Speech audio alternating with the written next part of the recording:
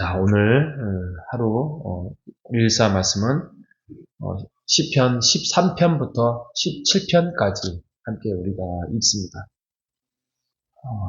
시편 13편은 다윗이 고통 속에 있을 때 하나님께 그 고통을 향한 간구를 하고 있는 내용이고요. 14편은 그 악인들이 하나님이 어디 있어? 라고 하면서 어리석음을 표현하는 장면을 시로 표현하고 있고요. 15편은 하나님께 예배 드리려고 하는 그 예배자의 마음으로 예배자 주제를 생각하시면 되고요. 16편은 다윗이 어디로 가든지 간에 하나님이 함께 하시기를 원하는 충만한 기쁨, 또 즐거움을 함께 하기를 원하는 그래서 16편에 보면 다윗의 믹담이라는 그 단어가 있습니다. 믹담이라는 뜻은 황금이라는 뜻이에요. 그러니까 시중에 가장 마음을 담아서 한 황금의 시 이렇게 생각하시면 다윗의 황금의 시 이렇게 생각하시면 될 것 같습니다. 17편은 다윗의 기도를 통해서 하나님 주의 날개 아래 우리를 평안함을 거하게 해주십시오 라고 하는 평안을 말씀하고 있습니다. 각 시마다 각 내용도 다르지만 주제도 다르고 다 새벽에는 다룰 수 없어서 14편만 오늘 다루려고 합니다. 14편은 아까 말씀드렸던 하나님이 없다 하여 어리석은 자라고 주제를 말씀을 드렸습니다. 그래서 14편 1절만 우리가 보면 어리석은 자는 그의 마음에 이르기를 하나님이 없다 하는도다. 그들은 부패하고 행실이 가증하니 선을 행하는 자가 없다. 이렇게 말씀을 하고 있습니다. 그런데 여기서 어리석은 자라는 게 어떤 그 지성적인 능력이 어리석다라는 말이 아니라 도덕적인 의미예요. 도덕적으로. 그러니까 자기 자신들이 자기가 하고 싶은 대로 죄악을 하고 싶어서 탐욕이라든지 욕심이라든지 물질이라든지 또 남의 것을 갈취한다든지 이런 것들을 욕심으로 탐욕으로 하고 싶어서 하나님은 없어야 됩니다. 하나님이 있으면 두렵잖아요. 그러니까 하나님이 없어야 되고 그래서 하나님이 있는 것보다는 없는 걸로 자기네들이 확증을 하고 자기들 마음대로 행동하는 행위예요. 그러니까 도덕적인 능력이에요. 도덕적인 능력이 결여되어 있고 도덕적인 방향이 설정되어 있지 않습니다. 그래서 하나님이 있는 것을 인정을 해야만 이게 도덕적인 방향으로 가야 되는데 그 방향을 잃어버리는 거죠. 잃어버려서 자기네들이 하고 싶은 대로. 그래서 지혜를 거부하는 것입니다. 잠언에 말하는 지혜는 대부분이 하나님, 또 도덕적인 능력, 또 더 나아가서 예수 그리스도를 어떻게 보면 내포하고 있다고 한다면 이 지혜를 거부하는 자, 이런 자를 어리석은 자라고 14편 1절은 말하고 있는 것입니다. 그런데 10편에도 또 나와 있습니다. 어리석은 자는 하나님이 없다 한다라고 말을 하고 있습니다. 그러니까 어리석으려고 본인들이 선택했고 그 방향을 하나님이나 그런 거에 쫓아가려고 하지 아니하고 자기들 마음대로 행동하는 것. 그래서 도덕적인 능력을 상실하고 그러니까 하나님에 대해서 무관심하고 자기네들이 하고 싶은 대로 하니까 그 사람은 부패하고 여러 가지 행실이 가증하게 나타나는 것이죠. 그러니까 그 사람 안에는 선이 있을 수가 없지요. 그러니까 그 말이에요.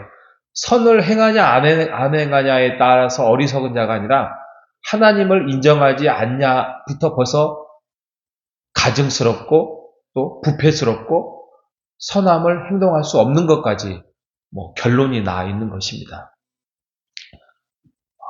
하나님을 인정하고 하나님을 받아들이는 자는 하나님을 두려워하죠. 두려워하죠. 우리가 그래서 하나님을 두려워하는 삶을 살아라 이런 말이 아니죠. 내가 어떤 죄악 속에서 하나님이 그거에 대해서 심판하실 분이라는 것을 알고 내가 하나님 편에 서서 올바름을, 진리를, 선함을 선택하는 것이죠. 그렇기 때문에 하나님을 아는 자, 하나님을 인정하는 자, 하나님이 존재하는 것을 인정하는 자는 우리가 하나님을 두려움다는 것을 뛰어넘어서 하나님이 우리의 모든 것들을 아시고 우리에게 그 길을 만드시고 인도하신다라고 말씀을 하고 있는 것입니다. 지난 4월 말인가요? 하나님을 경외하면 받을 복이라고 우리가 나눔을 했어요. 2부 예배 시간에 나눔을 했는데, 거기에서 시편 25편에, 첫 번째가 영혼이 평안하다. 두 번째가, 땅을 상속으로 받습니다. 그리고 세 번째가 하나님의 친밀하심이 있습니다. 네 번째가 하나님의 언약의 비밀을 보여주십니다. 이 네 가지를 시편 25편에 말씀을 했어요. 그 나눔 속에서 그 중에서 내가 한 가지를 하나님을 경외할 때 받고 싶다면 무엇입니까? 그런데 저는 땅을 상속으로 받습니다. 이런 걸 선택하거나 아니면 언약의 비밀을 하나님께서 알려주십니다. 이런 거 있을 줄 알았는데 한두 개는 있습니다만 한 80%가 내 영혼이 평안히 살기를 원합니다. 라고 말을 하고 있습니다. 영혼의 평안. 그러니까 우리가 아무리 어떤 것들에 대해서 있고 없고를 떠나서 내 마음속에 내 삶 속에 하나님이 함께하여 주셔서 평안함이 있기를 원하는 것이 우리의 제일의 소원이더라고요. 여러분도 그러시죠?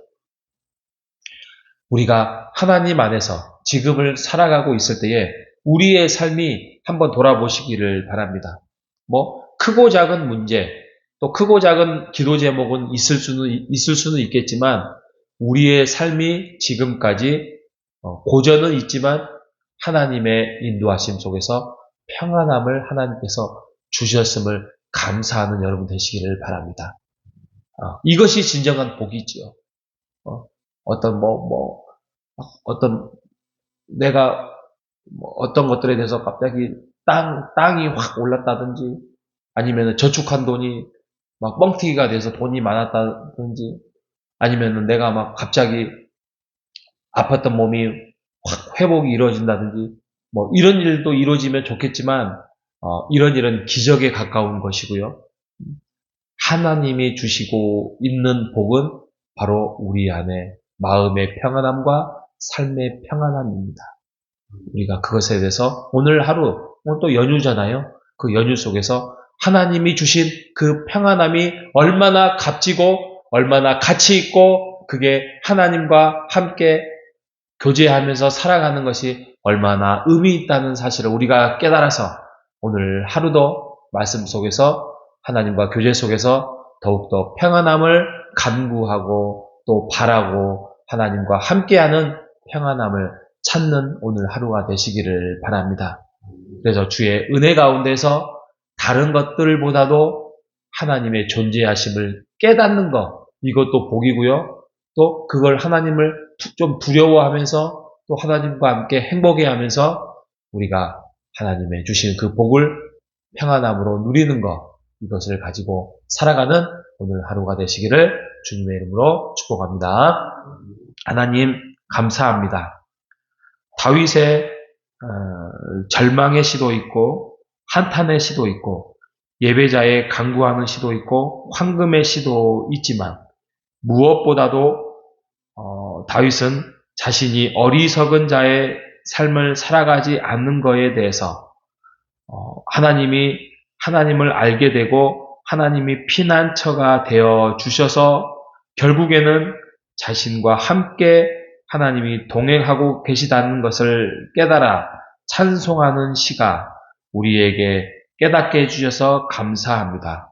하나님, 어리석은 자 하나님이 없다 하였고 그들은 자기들 마음대로 자기들 기준대로 부패하고 가증한 선을 행하지 않는 삶을 살아가는 자들임을 우리가 살펴볼 때에 우리가 그 길을 따라가지 아니하고 우리가 그 길을 선택하지 아니하고 하나님을 찾으려 하고 하나님을 의지하고 하나님을 믿으려고 하고 그래서 결국에는 기도의 자리, 예배의 자리로 나오게 하신 하나님의 은혜를 감사합니다. 오늘 하루도 그러한 평안의 길을, 생명의 길을, 충만의 기쁨을, 영원한 즐거움을 누리는 오늘 하루가 되게 하여 주시옵소서. 살아계신 예수님의 이름으로 기도합니다. 아멘.